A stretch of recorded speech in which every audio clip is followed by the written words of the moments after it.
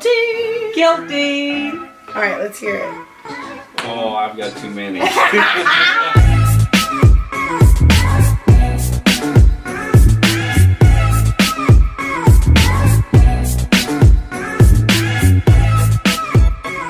Pulling a prank in NLDC.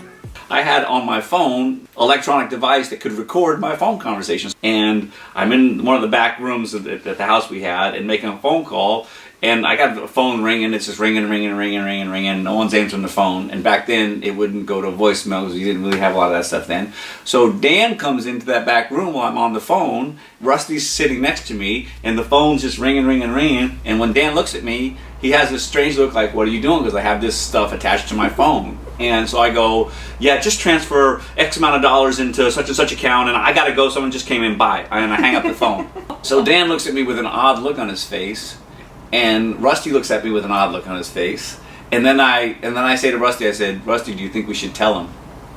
And Rusty's like, he gets it right away that I'm setting up something. We don't know what I'm setting up. I don't know what I'm setting up. But Rusty goes, "I don't think he's ready."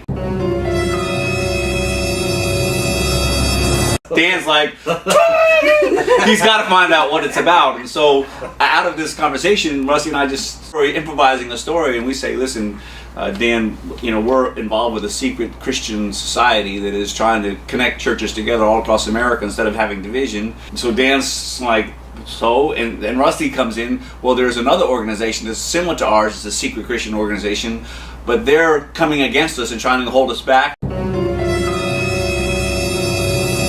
That's our secret organization. We had to transfer money to take care of some things, and we actually had a pastor coming from New York to come who's going to be marrying one of the girls on our team. He'd driven all the way down from New York, and I said, "You think this guy came down from New York just because he's going to marry this girl? I mean, no, he's coming down because he's a part of our organization, and we have to have special meetings with him. And I mean, this is a national, thing." And Dan was like it was unbelievable. I can't believe we're part of something covert like this. I said, "Yeah, it's really important." So we come up with this scheme that we write a coded letter, and in the coded letters there's a bunch of letters that are written out, but we highlight some of the letters in this secret message. And while I'm talking with Dave, Rusty tells Dan that he's actually with the other covert organization, and he's a plant in the New Life Drama Company. So he says, "Dan, you got to help me. I love the New Life Drama Company, but there's some better things that are happening with our other organization, and I need you to become a part of my team." Rusty gets Dan over to the window to be looking outside as we're saying goodbye to this pastor who's taking this girl. Dave underhandedly kind of hands me this envelope that has this secret coded message in it. Rusty goes, "Did you just see that?" And of course Dan was like, "Yes!" And Rusty says, "We've got to get that envelope." So it just so happens that night we're leaving to go to a service in a couple hours away with Rusty and Dan. Our team is going north, and now Dan knows that I've got this secret envelope that's in my pocket. I'm going to wear these pants, and when I go to the church, I'm going to change in the church, and I'm going to put my pants over the stall with that envelope where it's easy to get. So we go do that. I go change and put the stall in. Of course, Dan comes into the bathroom. I'm in the stall, just giddy because I know what he's trying to do. He's wanting to get that envelope, and so he comes in. There's a little cabustle, and then he goes back out. And so I go and I look. The envelope's still there. Well, what I don't know is that I have the envelope there, and there's a watch that I have in the pocket. So when he goes to grab it, the watch falls out, and he catches it and throws it back in, and he's too scared to take the envelope, so he goes out. And eventually, I go out. I put my pants in the car, and Rusty has him go get it. And they get the envelope, and they open it up while they're outside by the van, just Rusty and Dan. And as they open up the letter, of course, they see all these letters. And Dan goes, "It's a secret message! It's a secret message! I can't believe this!" And then he's like totally into the covert thing. And Rusty says, "Look, there's some highlighted letters in here. We have to figure out what they say." And of course, as they go through the highlighted letters, highlighted are DANKNOWS. TOOMUCH, which simply is the coded message. The coded message says, "Dan knows too much."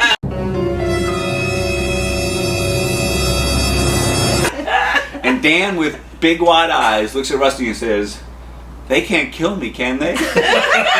Anyway, we love you, Dan. Love you, Rusty. One of the best pranks that I've ever pulled. That was great.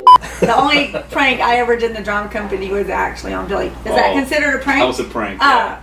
So I was trying to be clever, and this was kind of a stage. I was traveling on the road. He was a leader in the ministry and had come out to visit our team. And of course, I still had mad, crazy crush on him. But he was still not interested. But I worked it, so I got to take him to the airport when he was leaving our team. So I drive him to the airport, and we had a little bit of a wait, so we go in the airport. And I know he likes funny stuff, so I'm thinking, what can I do that would really make him laugh? This day I like to make him laugh. So like, what can I do that would like really be funny to him? It's like, I'm just going to do something crazy.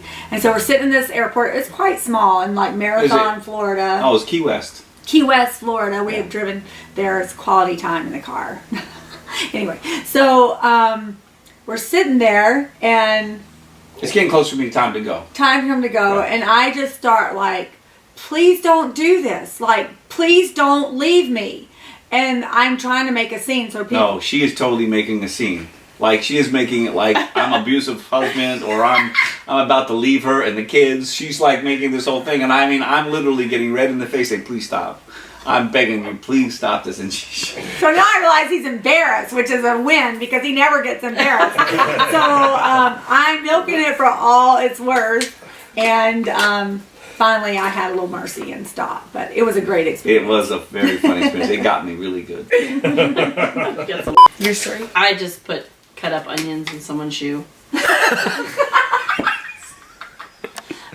Simple, straightforward. To the point. I got some.